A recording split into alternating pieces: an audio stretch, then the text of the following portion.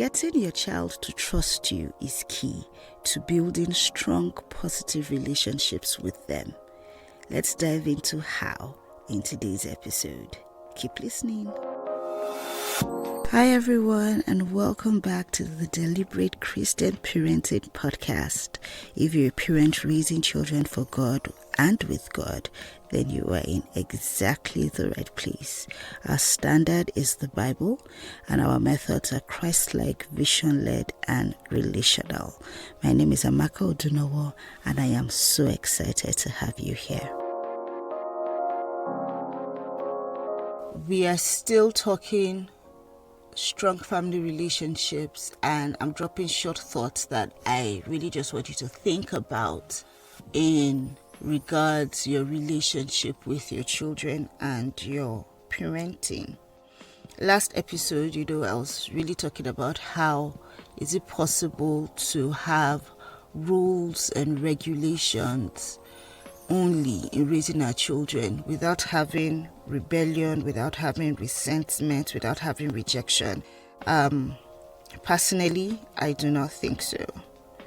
I don't think so. So I started last episode, and I think I'll start this episode too. Reading this quote by Josh McDowell, which says, "Rules without relationship lead to rebellion. Truth without relationship leads to rejection. And discipline without relationship leads to bitterness, resentment, and anger." Without the context of that loving relationships, rules and discipline will always backfire on us. And this has been one of the most important quotes of my parenting journey. I believe in it so much. I believe you cannot pour from an empty cup. You cannot withdraw from an empty tank. I don't know about you, but growing up, we used to fetch water from a well. It was a short point. Then I also went to boarding house, and in two out of the three boarding houses I went to, at a point we had to fetch water from a well. So there's a thing about fetching water from the well in dry season, right? When you fetch water from the well at the peak of dry season, like towards the end of the dry season, depending on the location, you kind of have to wait. Okay, you have to wait. The best step to go is really early in the morning. Why? Water would have risen and you can fetch. Okay, but if you have a queue, you have a lot of people fetching, at some point it's going to be muddy, right? You're going to have sand and stones in your water because the water levels haven't risen high enough. It's very different for fetching water from a well in rainy season. When you're fetching water from the well in rainy season, you don't even have to do too much. As soon as you just pluck in your fetcher, you draw your thing, you're gone, right?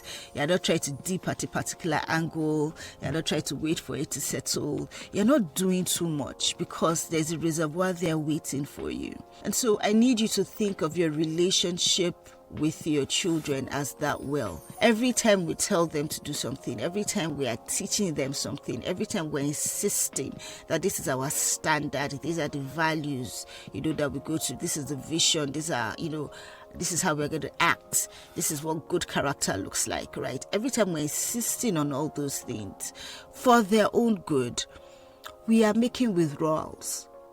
And if you keep making withdrawals without doing any inputs, without any investment, you're going to come up red. You're going to have sands and you're going to have stones. You're going to have a lot of friction. So you have to really think about, how am I going to raise these children? Because you can't control another human being. How am I going to fill their tanks up so that it's easy to withdraw? And that is where strong, positive family relationships come into play, because we cannot control our children. It's not sustainable. It is not, especially as a long-term plan, because whether we like it or not, in a few years our children are out of the house, or they are making money very early, right? By the grace of God, they are successful early. They find purpose early. So when you're not feeding them, you're not dressing them, you're not clothing them, you're not housing them, how do you get them to do what they need to do? So it's not a control game. It's an influence game. Okay? It's an influence game. You cannot control your children long term. It is not a sustainable plan. It cannot last long. It's just going to stress you. You're going to be frustrated because it's not going to work. Children are not robots. You cannot program them with a remote control. They are human beings with their own thoughts, their own feelings, with what they think they want to do. Ideas might be foolish, but that's it. They have free will. God gave it to them. And so you have to think of, how will I be able to influence this child? If his head is touching in the next 30 years, how am I going to influence him for good? And the easiest way, the most sustainable way of doing this is to build a relationship with them. Okay? A strong relationship that is reinforced over time will give you a solid pipeline to the hearts of your children. You'll be able to introduce truth and beauty into their souls. It will also give you permission to be part of their lives in the long term. There are a lot of people that are parents, but they don't know anything that's going on in their children's life. And I'm not talking about control or telling your adult children what to do. I'm saying you don't know that your child was heartbroken. You don't know that your child lost a deal. You don't know that your child is looking for help in an area. You don't have a relationship with your children. You don't know what's going on with your children. We see them. Some of us have those kind of relationships with our parents where, they are our parents, respect them and we honor them, but they are not really a part of our lives. And then they are feeling lonely because, that's it. Oh, good morning, how are you? You said present, you go and greet once in a while. That's it. Is that really, really what family is about in the long term? Is that what God ordained it to be in the long term?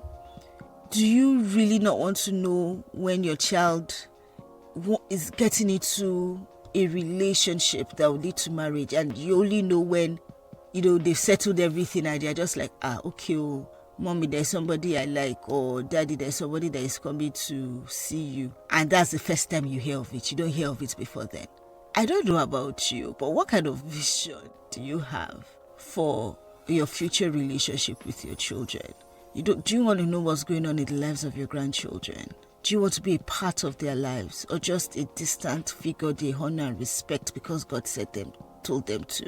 Do you want to be one of those people they say, we are going no contact with, we don't talk to, we don't, because she doesn't respect us? What kind of person? We have too many toxic Christian parents.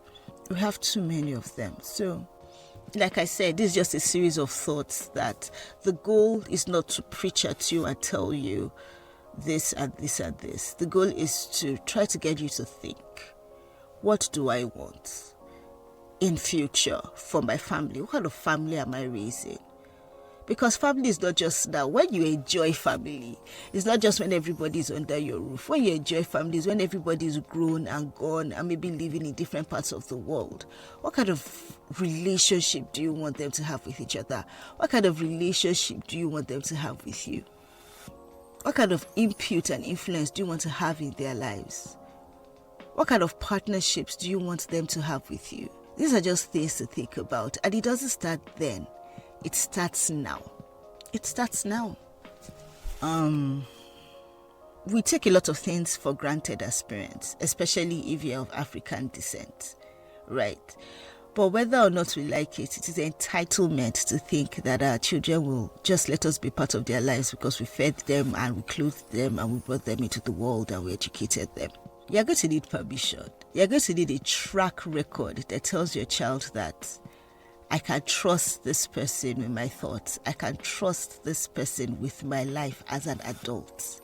You're going to need a track record for that. You're going to need a strong foundation for that. You're going to need a solid pipeline for that. And that's really what God did for us.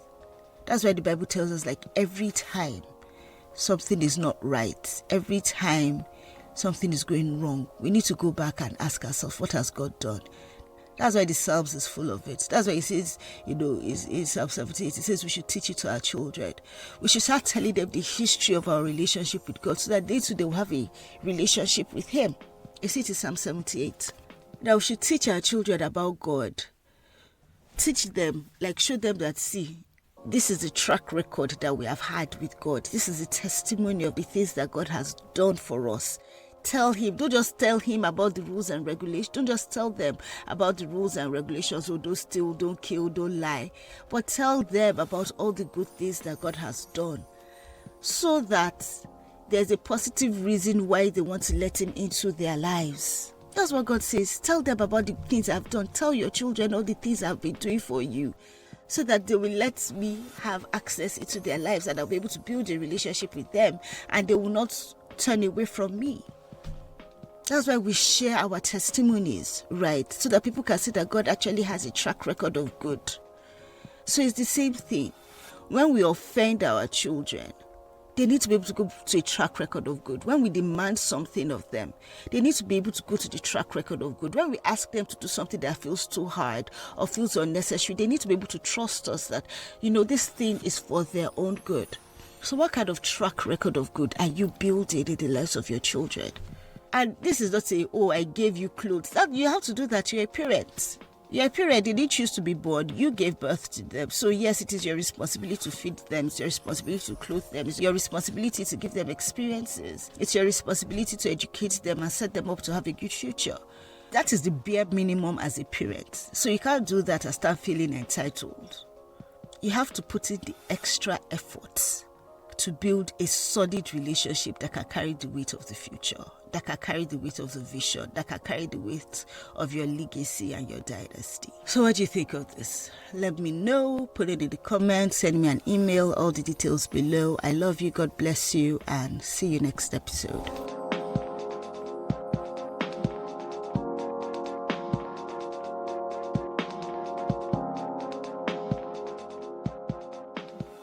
Getting your child to trust you is key to building strong, positive relationships